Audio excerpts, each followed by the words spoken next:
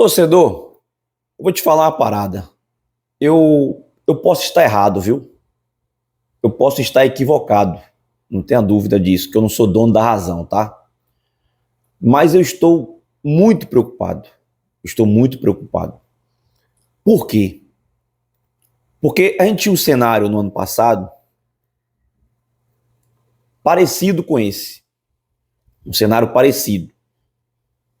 Só que tem uma diferença muito grande. Qual é a diferença? O time do ano passado, ele competia, mesmo nas derrotas. Eu posso citar para você 10 jogos aqui, tranquilamente, que o Vitória perdeu, mas que o Vitória poderia ter empatado ou o Vitória poderia ter vencido, pela forma que jogou. E se você duvida, eu posso te fazer voltar à memória.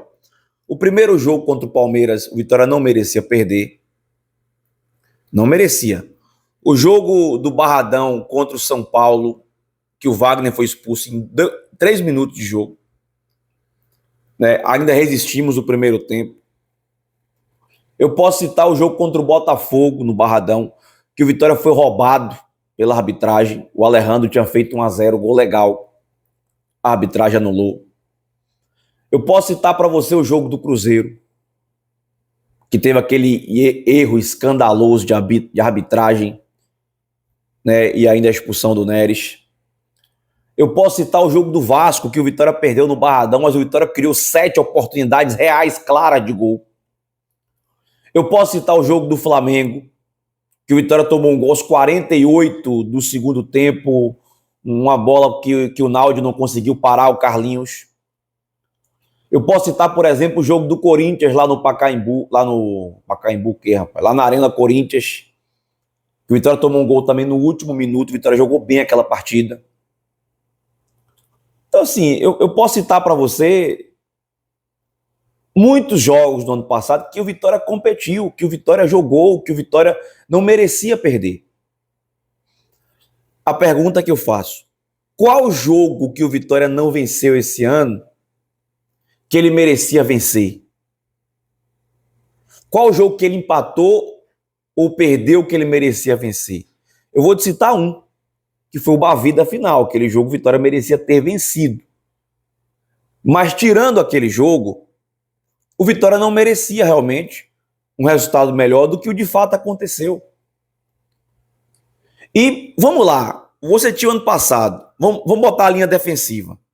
Você tinha Arcanjo, Cáceres, Neres, Wagner, Esteves, Willian Oliveira e Hiller.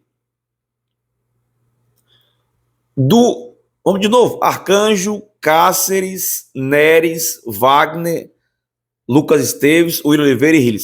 Dos 7, só não tem 2. Do setor defensivo do ano passado, dos 7, só não tem 2. E o time não encaixa. No lugar do Wagner, você tem o Zé Marcos. No lugar do Neres, que poderia estar no elenco, você tem o Halter. No lugar do Cáceres, você tem o Claudinho, mas tem o Cáceres ainda. E, para mim, o ponto mais que destoa é o Esteves, e hoje você tem o Jamerson. Só que o Carpini não conseguiu encaixar ainda o sistema defensivo. Podemos questionar. Será que ele está tentando fazer o time do Vitória jogar mais de uma forma impositiva, subindo linhas, do que jogar em transição, ser um time reativo? Será que essa mudança está atrapalhando de dar liga? Eu estou no setor defensivo, tá? Será que isso tem mexido no entendimento dos atletas que permaneceram, principalmente? Bom, aí na frente, você só tem praticamente, você tinha o Oswaldo, o Mosquito também, você tinha Oswaldo, Mosquito, Alejandro e Mateuzinho. Né? O Oswaldo perdeu espaço. O problema é para quem o Oswaldo perdeu espaço, né? O problema é esse. Jogadores que não rendem. O Mosquito, algumas vezes ainda joga. O Mateuzinho praticamente não consegue, pelo menos até aqui, né? Ele foi muito sacrificado, né? Questão de lesões, primeira lesão no tornozelo, depois a lesão muscular. Eu acho que aí nós temos o nosso maior problema, né? O Vitória, quando o Vitória avança depois da linha do meio de campo, o Vitória regride. Eu venho falando sobre isso e a galera tá pegando isso, né? Que o Vitória vem se tornando um time caranguejo. Ele vai e volta. Ele vai e, por não se encontrar, ele começa a voltar. É incrível. É o time caranguejo, né? O jogador caranguejo que joga para trás, recomeça toda hora, recomeça. Então, existem muitos problemas no setor da frente, só que num contexto geral, o Carpini não consegue dar liga. E eu não posso dizer isso para você, torcedor. Eu sei que muita gente quer a cabeça do Carpini, eu sei que muita gente pede fora Carpini e tal, mas eu não posso fazer isso, tá? Eu não posso fazer isso, de pedir a cabeça do Carpini, por alguns motivos, tá? O Carpini não presta. Eu não posso falar que o Carpini não presta, porque no ano passado ele arrumou o time. O Carpini é soberbo. Mas, gente, o Carpini não é soberbo agora. O Carpini sempre foi soberbo. Tanto é que quando ele chegou, ele fez o que fez. O Carpini manda no clube desde o ano passado. Não, por favor, não fique me criticando por causa que eu tô falando isso. Eu tô sendo justo. Tô sendo justo. O Carpini mandava no ano passado, botou todo mundo para fora. O Carpini não errou em nenhuma tomada de decisão dele. Então, eu não posso dizer, justificar isso. Ele é soberbo. Já era soberbo. E ninguém falava para demitir ele ano passado. Já era mandão, já mandava, já apitava, e ninguém dizia para demitir também ano passado. Agora, a gente precisa entender o que é que está acontecendo. Será que os jogadores... Isso é muito forte falar, né, gente? Mas será que está acontecendo algum problema? Porque ele me parece meio perdido esse ano, de fato. Concordo com isso. E outro ponto que me preocupa vai vir quem, velho? Diga aí. O Fortaleza, por exemplo, passou por várias crises. Aqui eu não tô dando uma opinião definitiva, tá, gente? A gente está aqui conversando, dialogando, para a gente tentar entender o que é melhor para o Vitória. O que seria melhor para o Vitória nesse momento. Porque, assim, se o Carpini sai hoje, quem vem? Opine aqui, eu quero que você opine também. Me desculpe, eu não vejo. No ano passado, antes do Carpini vir, quando demitiram o Condé, cogitaram Carille e Wesley Carvalho. Esses dois, você acha que resolveriam o nosso problema? Foram os dois cogitados. Inclusive, o Wesley Carvalho foi contactado naquele momento. Para quem não conhece o Wesley, foi auxiliar técnico no Vitória há muito tempo, divisão de base, também no Palmeiras, time profissional, acho que já treinou o Atlético Paranaense. Muito verde para assumir a responsabilidade dessa. Mas foram os dois contactados no ano passado, antes de acertar com o Carpini. O Fábio Carille, não sei se ainda está no Vasco, mas torcedor não quer ver ele pintado de rosa, de ouro, não quer ver. Torcedor do Vasco. Então, pensando num cenário de substituição, é melhor demitir o Carpini? Ou é melhor você insistir um pouco mais? O Fortaleza, nesse período do Vojvoda, tiveram vários momentos de crise. Ele segurou a onda e o Vojvoda deu a volta por cima. Não estou dizendo que o Carpini vai dar a volta por cima, mas lá aconteceu isso. Aqui pode acontecer? Pode acontecer. Então, eu não acho que o Carpini é ruim e só pelo fato dele ser soberbo e mandão. Porque isso ele já era. Agora, ruim eu acho que ele não é. Mas tem alguma coisa acontecendo. Os jogadores não estão entendendo. Ele insiste em algumas coisas, algumas peças que não era para insistir. Cara, a gente perdeu do Flamengo e perdeu o jogo de ontem por causa do Janderson, pô. Por causa do Janderson. E de algumas peças que ele coloca. Por exemplo, ele tem realmente uma certa preferência por Lucas Braga, Carlos Eduardo. Tanto é que no Barradão esses caras não entram. Aí chega fora, os caras entram. Porque ele sabe que aqui a torcida vai pegar no pé. Aí lá ele colocou os caras. Então ele pode, de fato, estar se perdendo, né, no comando técnico, né, tomada de decisões erradas dele também. Mas olhando no cenário, eu não sei se realmente se eu demitiria o Carpini. Eu não sei, gente. Eu estou sendo sincero para você. Eu não sei, eu não tenho certeza. Agora, o Fábio Mota, na Série C, trocou de técnico. Na Série B, ele começou o ano com o técnico, depois trocou. Na Série A, ano passado, mesmo com ele, começou com o técnico e trocou de novo. Todos os anos do Fábio Mota, ele começa com um treinador e termina com outro. Então, eu acredito, que na cabeça do Fábio Mota, ele já deve estar com a pulguinha atrás da orelha. Eu acredito. Tá? Mas eu confesso que eu não tenho uma opinião formada se eu demitiria o Carpini ou não. O fato é que ele não conseguiu fazer esse time jogar. Não conseguiu.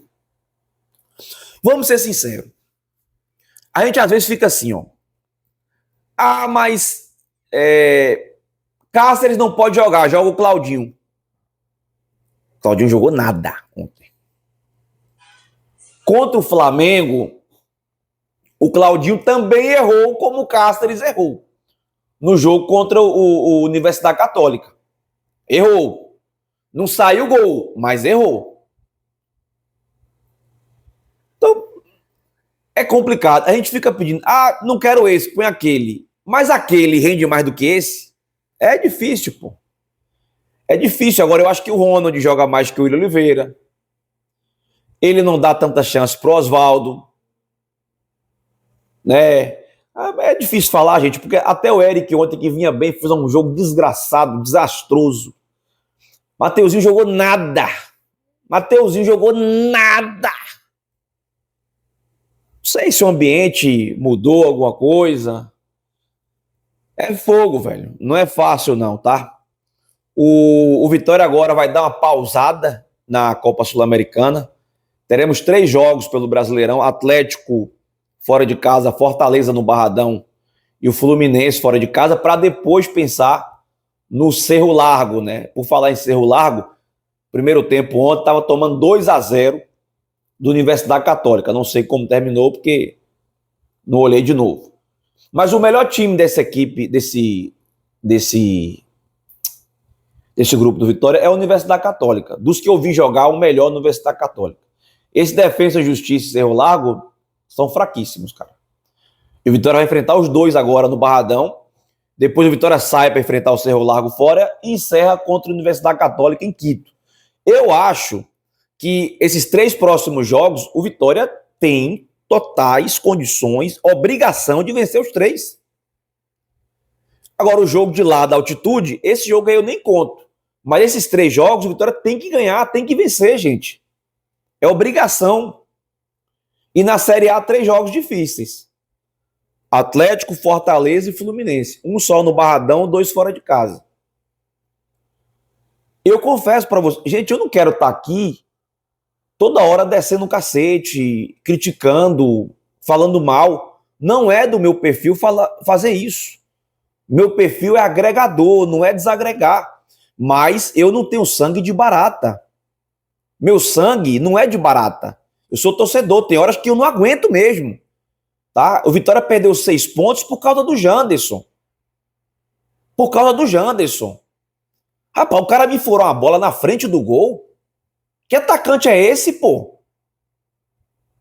Fora a entregada no jogo contra o Flamengo, eu, sinceramente, eu não tenho sangue de barata.